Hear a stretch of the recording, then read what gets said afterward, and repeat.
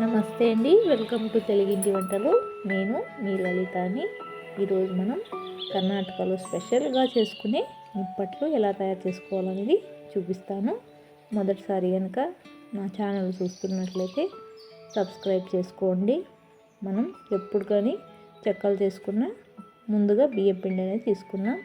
ఇక్కడ నేను మెజర్మెంట్ ప్రకారం 2 కప్పులు బియ్యం పిండి తీసుకుంటున్నాను. పొడి బియ్యం పిండి 1/2 కప్పు మైదా వేసుకుంటున్నాను. అదేవిధంగా ఇక్కడ జీలకర్ర అనేది వేసుకుంటున్నాను. కరివేపాకు కట్ చేసుకొని వేసుకుంటున్నాను.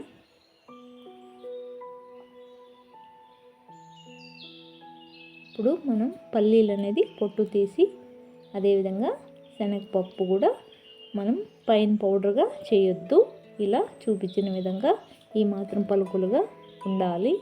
ఇప్పుడు దీని మొత్తం ఇందులో వేసేసుకున్నాం.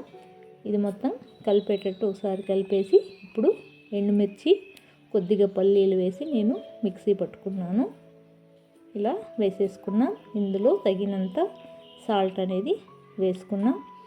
అదేవిధంగా నెయ్యి కూడా వేసుకున్నాం. నెయ్యి వేసుకోవడం వల్ల మనకి క్రిస్పీనెస్ అనేది పెరుగుతుంది.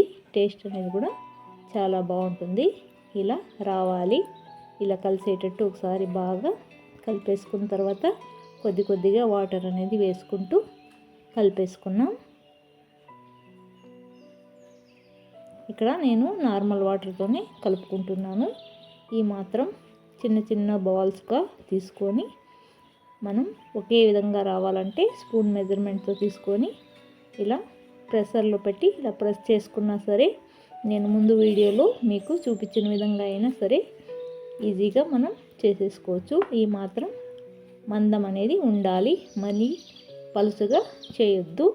ఇలా చేసుకున్నామంటే మనకి సరిపోతుంది. ఆయిల్ అనేది హీట్ అయి ఉండాలి. మరి హై ఫ్లేమ్లో వద్దు, మీడియంగా పెట్టి మనం ఒక్కొక్కటిగా వేసుకున్నాం.